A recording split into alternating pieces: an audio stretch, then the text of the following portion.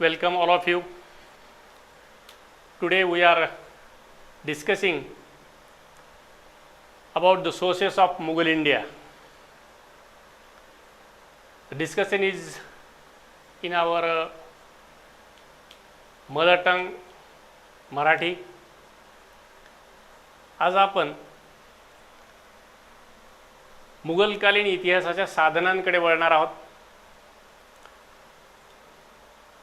साधनं, या साधनांची प्रस्तावना, त्यानंतर साधनांचे प्रकार,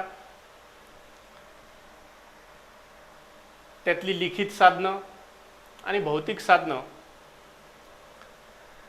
या सगळ्या पद्धतीनं आपण हे प्रकरण पाहणार आहोत. प्रथमतः मुघल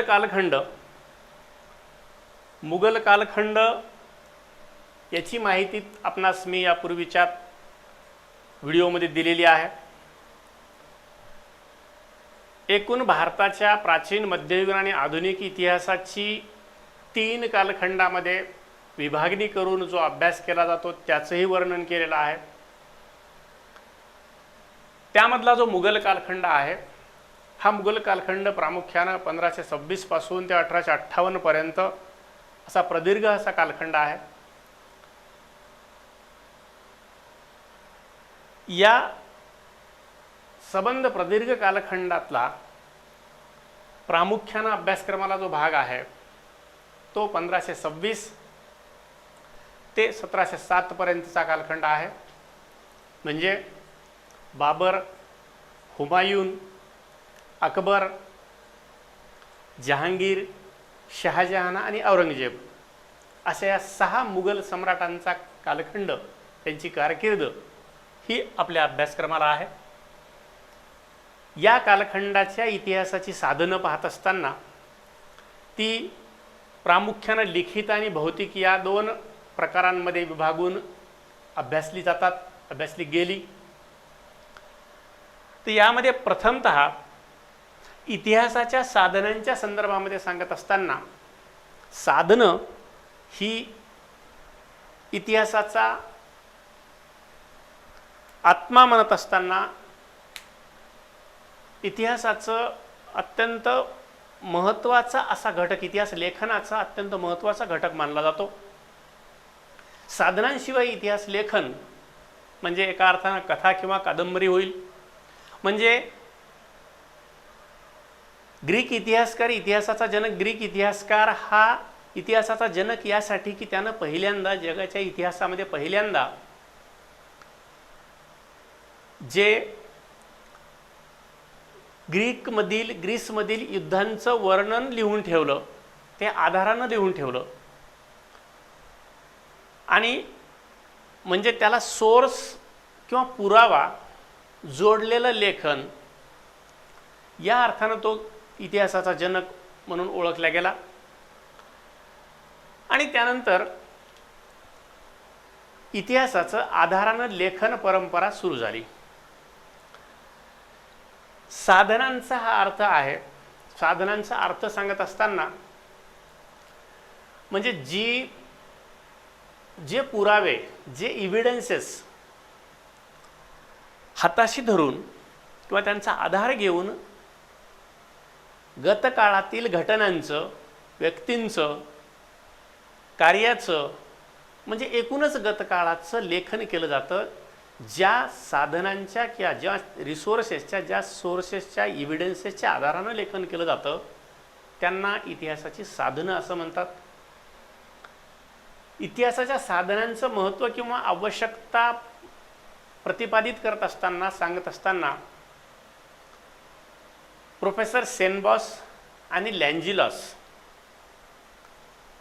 या तत्त्वज्ञांनी 2च शब्दामध्ये त्याचं महत्त्व वर्णन केलेलं आहे, वर्णन केलेलं आहे. ते म्हणजे no document, no history. Document in the sense इथं फक्त लिखित स्वरूपाचं नाही, तर any evidences, literary evidences, archaeological evidences, literary लिखित, आर्किओलॉजिकली भौतिक, हे साधनं या सगळ्यांना मिळून डॉक्युमेंट असा शब्द प्रोफेसर शेनबॉस आणि लँजिलस यांनी वापरलेला आहे. नो डॉक्युमेंट नो हिस्ट्री यावरून साधनांचं महत्त्व या दोन महनीय व्यक्तींनी दोन शब्दांमध्येच विशद केलेलं दिसून येतं. साधनांच्या आधाराशिवाय इतिहासाचं लेखन शक्य नाही. इतिहास लेखनामध्ये जी साधनं हाताशी येतात त्या साधनांवर काही संस्कार केले जातात. संस्कार इन द सेन्स त्यावर प्रोसेस केली जाते, त्याची सत्यासत्यता पडताळून पाहिली जाते. त्या साधनांचं समकालीनत्व किती आहे, ते प्राथमिक दर्जाचे आहेत, फर्स्ट हँड सोर्सेस आहेत का सेकंडरी सोर्सेस आहेत, दुय्यम दर्जाची साधनं आहेत, याची पारखणी केली जाते आणि त्यानंतर ती साधनं इतिहासाच्या लेखनामध्ये वापरात आणली गेली जातात.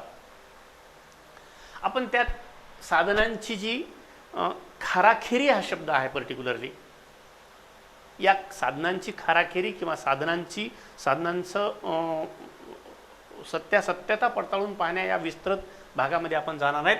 आपण या साधनांची आवश्यकता किंवा महत्त्व या ठिकाणी लक्षात घेतो आहोत, समजून घेतो आहोत.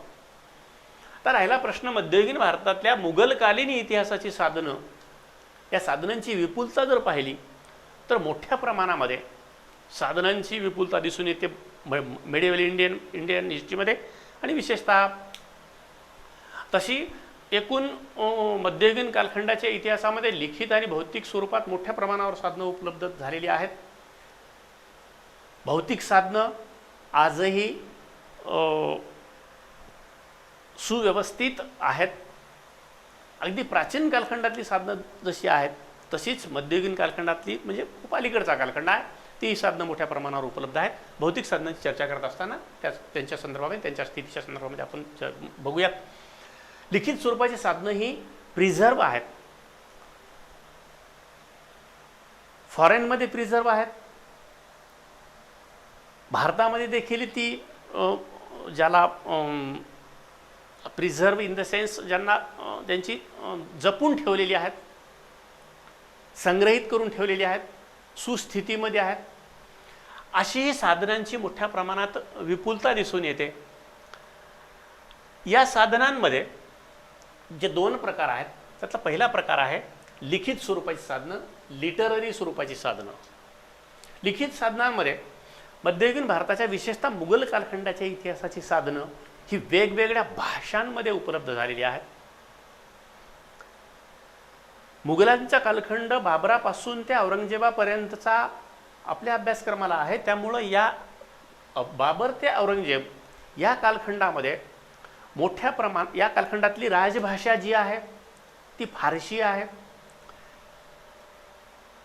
मुघलांचा बेस हा तुर्कस्तान, अरबस्तान, काबूल, कंदाहार इकडचा असल्यामुळं तुर्की आणि फारशी या भाषांमध्ये लेखन झालं. या दोन भाषांमध्ये साधनं उपलब्ध आहेत. महाराष्ट्राशी संबंधाला मोडी भाषेमध्ये साधनं उपलब्ध आहेत. याशिवाय काही प्रादेशिक भाषांमध्ये देखील साधनं उपलब्ध आहेत. आणि परकीय जे भारतामध्ये आलेले होते, परकीय प्रवासी, त्या परकीय प्रवाशांच्या प्रवास वर्णनाच्या अनुषंगानं परकीय भाषांमध्ये देखील इटालियन भाषा आहे आणि इतर युरोपीय भाषांमध्ये देखील प्रवास वर्णन आहेत. काही ईस्ट इंडिया कंपनीचे देखील प्रवासी आलेले होते, त्यांचा आपण चर्चा करणार आहोत पुढच्या प्रकारामध्ये. लिखित साधनांचे जे काही प्रकार आहेत त्यातला पहिला प्रकार जी प्राथमिक स्वरूपाची साधनं आहेत त्याची आपण या ठिकाणी माहिती पाहतात. तर अशा या वेगवेगळ्या भाषांमध्ये ही साधनं उपलब्ध आहेत. या साधनांचे जे प्रकार आहेत त्याचे टाईप्स ऑफ इव्हिडन्सेस ते अभ्यासाच्या सोयीसाठी प्रकार केलेले आहेत. त्यामध्ये सरकारी कागदपत्र, डॉक्युमेंट्स, गव्हर्मेंट डॉक्युमेंट्स, मुघल दरबारची आणि मुघल कालखंडातल्या इतर सत्तांच्या दरबारातली जी काही सरकारी कागदपत्र आहेत, डॉक्युमेंट्स आहेत, हा पहिला प्रकार आहे. वेगवेगळे फरमान्स काढलेले आहेत, ज्याला आपण ऑर्डर्स म्हणतो. सरकारचे जे आज सरकारचं एखादं परिपत्रक ज्याला म्हणतो आपण, तसं परिपत्रक किंवा फरमान हा अशा शब्दामध्ये त्याचा शब्द वापरलेला आहे. त्यानंतर आत्मचरित्र आहेत. तशी पाहिलं तर आत्मचरित्रे असं मी लिहिलेलं आहे, पण मुघल कालखंडामध्ये एक बाबराचं आत्मचरित्र जर सोडलं तर इतर काही फारशी आत्मचरित्र या कालखंडातली आत्मचरित्र उपलब्ध नाही आहेत. बाबर आणि जहांगीर म्हणजे बाबराचं बाबरनामा, तुजुके बाबरी आणि जहांगीरचा एक आत्मचरित्र, हे दोन आत्मचरित्र सोडले तर बाकीच्या मुघल बादशहांचे आत्मचरित्र उपलब्ध नाहीत. त्याच्यामुळं एकापेक्षा जास्त असल्यामुळे मी आत्मचरित्रे असा शब्द वापरला. तसा सुलतानशाहीच्या कालखंडातला एक आत्मचरित्र आहे, ते आपण साधनांमध्ये त्या आत्मचरित्रामध्ये पाहणार आहोत. तर आत्मचरित्र हा एक प्रकार आहे. दरबारी लेखन आहे. दरबारामध्ये ते या वृत्तांत लेखनामध्येच येईल ते. तर दरबारी लेखकांकडे एकूण रोजनिशीच्या स्वरूपामध्ये किंवा दिवसभराचं काय नोंदी आहेत ते लिहून ठेवलेलं असं दरबारी लेखन आहे. आणि भारतामध्ये आलेल्या प्रवाशांची वर्णनं आहेत, ती प्रवास वर्णनं देखील हा एक प्रकार आहे. आणि सर्वात महत्त्वाचा डॉक्युमेंट जो ज्याच्यामध्ये खूप अशी गुप्त अशी माहिती दडलेली आहे, जसं याच्यातलं एक विशेष म्हणजे जे आज परदेशामध्ये एक मोठ्या प्रमाणामध्ये उपलब्ध झाले ते म्हणजे औरंगजेबाची जी पत्र आहेत तीही उपलब्ध झालेली आहेत. आणि एकूण मोगल बादशहांची जी काही लेटर्स दुसऱ्या सत्तांकडे दिली जात होती ते पत्र आहेत. ही पत्रे म्हणजे अशा प्रकारची ही या वेगवेगळ्या प्रकारामध्ये ही साधनं विभागली गेलेली आहेत. आता यामध्ये आपण प्रत्यक्ष वळणार आहोत ते लिखित साधनांकडे. या लिखित साधनांमध्ये प्रामुख्यानं जी प्राथमिक दर्जाची आहेत म्हणत असताना जी त्या कालखंडात लिहिली गेलेली आहेत. आणि याचा प्रारंभ होतो मुघल बादशाह झहिरुद्दीन मोहम्मद बाबर याच्या आत्मचरित्रापासून.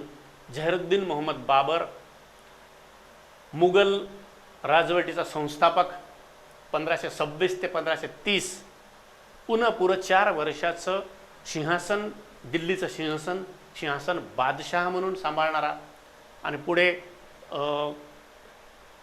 खूप कालखंड म्हणजे 1858 पर्यंतचा कालखंड ज्या राजवंशानं गादी सांभाळली, ज्या राजवंशानं भारतावर राज्य केलं, त्या मुघल राजवटीचा संस्थापक झहिरुद्दीन मोहम्मद बाबर याचं आत्मचरित्र तुजुक ए बाबरी या नावाने ओळखलं जातं. त्याला बाबरनामा असं म्हणतात. हे आत्मचरित्र आहे, तुर्की भाषेमध्ये आहे आणि त्याचे 3 भागामध्ये लेखन झालेलं आहे. आता मी आत्मचरित्राच्या संदर्भात यापूर्वी सांगितलं तुम्हाला, आत्मचरित्र तशी एकूण सल्तनत कालखंड 1206 पासून ते 1526चा आणि 1526 पासून 1858 पर्यंतचा म्हणजे 1206 ते 1858 या कालखंडामध्ये फक्त 3च शासनकर्त्यांची आत्मचरित्र उपलब्ध आहेत. पहिलं आत्मचरित्र आहे फिरोजशाह तुघलकाचं फुजुहाते फिरोजशाही या नावाचं. दुसरं आत्मचरित्र आहे बाबराचं तुजुके बाबरी किंवा बाबरनामा. आणि तिसरं आत्मचरित्र मी यापूर्वी सांगितलं बाबराचा पुत्र जो दुसरा म्हणजे बाबराचा पुत्राच्या नंतरचा कालखंड आहे म्हणजे बाबर, त्याच्यानंतर हुमायून, नंतर अकबर आणि अकबराचा पुत्र जहांगीर. या जहांगीर हा देखील विद्वान होता. या जहांगीरनं एक आत्मचरित्र लिहिलं आहे तुजुके जहांगीरी. म्हणजे फिरोजशाह तुघलक, बाबर आणि जहांगीर या तिघांचीच आत्मचरित्र उपलब्ध आहेत. तर बाबरनामामधून मध्ययुगीन भारताच्या मुघल कालखंडाच्या इतिहासावर काय प्रकाश पडतो हे या ठिकाणी महत्त्वाचं आहे. बाबराचं आत्मचरित्र तुर्की भाषेमध्ये आहे आणि हेच आत्मचरित्र फारशीमध्ये देखील अनुवादित झालं. फारशीमध्ये अनुवाद शेख जेतुद्दीन ख्वाजा यानं ते फारशीमध्ये देखील अनुवादित केलेलं आहे. आणि नंतरच्या कालखंडामध्ये याचं इंग्रजी आणि इतर अनेक भाषांमध्ये भाषांतर झालेले आहेत. जसं 1899ला लेनपूलनं याचं इंग्रजीमध्ये भाषांतर केलं. 1916ला विल्यम रशब्रुकनं याचं भाषांतर केलं. आणि ते भाषांतर an empire building of 16th century या शीर्षकाखाली भाषांतर केलेलं आहे. 1905 मध्ये इंग्रजीमध्ये भाषांतर केलं ते श्रीमती A.S. बेवरीज मॅडमनी. बेवरीज मॅडमचं भाषांतर आपल्याकडे उपलब्ध आहे. आणि त्याच्यानंतर इलियट आणि डॉसनचे खंड आहेत. इलियट आणि डॉसनचे खंड आपल्या इतिहास विभागामध्ये देखील उपलब्ध आहेत. ग्रंथालयामध्ये देखील त्याची काही प्रती उपलब्ध आहेत. तर अशा प्रकारचे हे त्याची भाषांतर आणि मूळ बाबरनामा. बाबरनामामध्ये भारताच्या इतिहासाचं जे 3 भागांमध्ये विश्लेषण केलेलं आहे, त्यातला पहिला भाग जो आहे त्या पहिल्या भागामध्ये बाबराचं फरगनापासून ते समरकंदपर्यंत ची माहिती आहे. बाबराचं चरित्र, बाबराची कारकीर्द पाहत असताना फरगना कुठे आहे, समरकंद कुठे आहे आपण पाहणार आहोत. पण फरगनापासून समरकंदपर्यंतचा त्याचा प्रवास आहे, तिथपर्यंतची माहिती पहिल्या भागामध्ये त्यानं वर्णन केलेलं आहे. याची माहिती दुसरा कालखंड जो आहे, दुसरा जो भाग आहे त्याचा बाबराच्या या बाबरनाम्यामधला तो आहे, तो बाबराचा मधला कालखंड हा अत्यंत भटकंतीचा कालखंड झालेला आहे. दुसऱ्या भागामध्ये त्या भटकंतीच्या कालखंडाचं वर्णन बाबराने त्यामध्ये केलेलं आहे. म्हणजे भ्रमंतीचा कालखंड, भटकंतीचा कालखंड ते भारतावरील आगमनापर्यंतचा कालखंड म्हणजे पहिल्या पानिपतच्या युद्धापर्यंतच्या कालखंडाचं वर्णन दुसऱ्या भागात आहे. आणि तिसऱ्या भागामध्ये खऱ्या अर्थानं भारताच्या इतिहासाची माहिती जिची आपल्याला खूप मोठ्या प्रमाणावर 16व्या शतकातला भारत कसा आहे हे कळालं, ते बाबराच्या या आत्मचरित्रातल्या त्या तिसऱ्या भागामधून भारताची स्थितीचं वर्णन केलेलं आहे. बाबरानं भारताच्या स्थितीचं वर्णन इतकं विस्तृत आहे की त्यासाठी 1 तासभर त्याची माहिती आपल्याला घेता येईल. त्या ठिकाणी थोडक्यात सांगायचं म्हणजे त्यावेळची यहाँ की आबोहवा कशी थी, इथली प्राणी कसे होते, इथली जमीन कशी आहे, एकूण इथलं वातावरण अत्यंत आल्हाददायक आहे, अशा पद्धतीचं वर्णन त्यानं केलेलं आहे. म्हणजे इथली आर्थिक स्थिती, राजकीय स्थिती, इथली कल्चरल स्थिती कशी आहे, लोक कसे आहेत वगैरे वगैरे. शहरं अत्यंत घाणेरडी आहेत अशा स्वरूपाचं वर्णन बाबर करतो. अर्थात बाबराचा कालखंडच आहे इन 4 वर्षाचा, आणि 4 वर्षाचा कालखंड त्याचा अत्यंत धामधुमीच्या कालखंडामध्ये वातावरणामध्ये गेलेला आहे. त्यामुळे बाबराला फार असं त्यानं जे केलेलं वर्णन आहे ते फार असं विश्वसनीय किंवा खरंच आहे असं मानायचे कारण नाही. बाबराला जेवढं त्या ठिकाणी त्यानं पाहिलं तेवढं त्यानं त्या बाबरनामामध्ये त्याचं वर्णन केलेलं आहे. तर बाबरनाम्याला एक इतिहासाचं साधन म्हणून स्वीकारत असताना त्यातून आवश्यक तेवढाच भाग घेतला गेलेला आहे आणि बाबरानं त्याच्या दृष्टिकोनातून लेखन केलेलं आहे. म्हणजे एकूण लहानातल्या लहान बाबींची चर्चा बाबरानं या बाबरनामामध्ये केलेली आहे. बाबरनामा हे अशा पद्धतीनं एक पहिलं महत्त्वाचं साधन आहे. मुघल कालखंडातलं विशेषतः आपल्या अभ्यासक्रमातला जो कालखंड आहे 1526 ते 1707 या कालखंडाच्या इतिहासाचं साधन म्हणून बाबरनामाचं महत्त्व आहे. दुसरं साधन आहे तारीख रशिदी. हे मिर्झा हैदरनं लिहिलेला ग्रंथ आहे. तारीख रशिदी या ग्रंथामध्ये मध्य आशियातील राजनीतीचं वर्णन आहे. आणि हा मिर्झा हैदर जो आहे तो बाबराचा चुलत भाऊ आहे. हे समकालीन हा ग्रंथ आहे तारीख रशिदी. बाबराच्या चुलत भावानं लिहिलेलं हे जे लेखन आहे यामध्ये बाबराच्या काळाची माहिती आहे, त्यामुळे मध्य आशियातल्या राजकारणाची माहिती आहे, राजनीतीची देखील माहिती आहे. त्याशिवाय बाबराच्या पूर्वजांची माहिती आहे, त्यानंतर बाबराच्या जीवनचरित्राची माहिती आहे आणि त्यानंतरच्या बाबराच्या नंतर हुमायूनच्या कारकिर्दीची देखील माहिती आहे. विशेषतः एका लढाईची माहिती फार व्यवस्थितपणे दिलेली आहे. आणि एकूणच हा मिर्झा हैदर जो आहे हा अत्यंत तटस्थ लेखन करणारा इतिहासकार म्हणून ओळखला जातो. इतिहासकार म्हणत असताना त्याचं लेखन एकूण थोडं अत्यंत तटस्थ आहे. म्हणजे मुघलांच्या बाजूनं लेखन वगैरे नाही, तर तो मुघल बादशहांना देखील काही ठिकाणी दोषी धरतो, त्यांचे स्वभाव गुणांची तटस्थपणे चर्चा करतो, तटस्थपणे वर्णन करतो. म्हणून मिर्झा हैदरचं चरित्र जे आहे, लेखन जे आहे तारीख रशिदी, हे दुसरं साधन मुघलांच्या इतिहासाचं आणि तो मिर्झा हैदर एक याचं लेखन हे अत्यंत महत्त्वाचं साधन आहे. त्यानंतर तिसरं साधन जे आहे ते हुमायून नामा. हुमायून नामा हे बाबराची कन्या असलेली गुलबदन बेगम हिनं हुमायून नामाचं लेखन केलेलं आहे. त्या कालखंडामध्ये स्त्रिया देखील अर्थात सर्वच स्त्रिया सुशिक्षित व्हायच्या अशातला भाग नाही, पण मुघल दरबारातल्या किंवा मुघल राजपरिवारातल्या स्त्रिया ह्या शिकलेल्या होत्या. गुलबदन बेगम ही देखील सुशिक्षित होती. तिला वेगवेगळ्या भाषांचं ज्ञान होतं. या गुलबदन बेगमनं लिहिलेला हा हुमायूननामा, अर्थात त्यानं या हुमायूननाम्यामध्ये बाबराची फारशी माहिती नाही आहे, कारण बाबर ज्यावेळेस वारला त्यावेळेस ती फक्त एक 7-8 वर्षाची होती. त्यामुळं बाबराच्या बद्दलची माहिती त्या भागामध्ये 2 भागामध्ये वर्णन आहे. त्याच्या पहिल्या भागामध्ये बाबराची जी माहिती आहे ती थोडीशी अशी IQ स्वरूपाचीच आहे आणि 8 वर्षाची असल्यामुळं तिला फारसं काही आठवत नाही अशा स्वरूपाचं वर्णन बाबराच्या बद्दलचं आहे. तिनं IQ माहितीवर आधारित पहिल्या भागामध्ये माहिती लिहिली आहे. हुमायूनच्या कालखंडाचं वर्णन मात्र गुलबदन बेगमनं अत्यंत पद्धतशीरपणे केलेलं आहे आणि त्यामध्ये हुमायूनच्या लढायांची माहिती आहे. हुमायूनच्या दुःखाचा कालखंड आहे. हुमायूनवरील संकटांच्या कालखंडाचं वर्णन आहे आणि त्याचं विस्तारानं असं लेखन केलं आहे. सोबतच त्या कालखंडातले जे काही सामाजिक रीतिरिवाज आहेत, विशेषतः मुघल दरबारातले सामाजिक रीतिरिवाज जे ट्रेडिशन्स, मुघलांच्या परंपरा, मुघलांचे सगळे खानपाण्याच्या सवयी, एकूण त्यांचे उत्सव वगैरे, याचं वर्णन गुलबदन बेगमनं हुमायूननामामध्ये केलं आहे. पॉलिटिकल हिस्ट्रीची देखील त्यामध्ये बऱ्याच प्रमाणात माहिती आहे. म्हणजे मुघलांच्या पॉलिटिकल इतिहासाचं हुमायूननामा या अर्थानं महत्त्वाचं साधन आहे. त्यानंतर तारीख-ए-शेरशाही हा अब्बास खान यानं लिहिलेला ग्रंथ आहे. तारीख-ए-शेरशाही हा ग्रंथ ॲक्च्युअली सम्राट अकबराने अब्बास खानला आज्ञा केली की त्यानं या कालखंडाचं लेखन करून ठेवावं आणि अब्बास खाननं लिहिलेला हा जो ग्रंथ आहे अत्यंत महत्त्वाचा ग्रंथ आहे.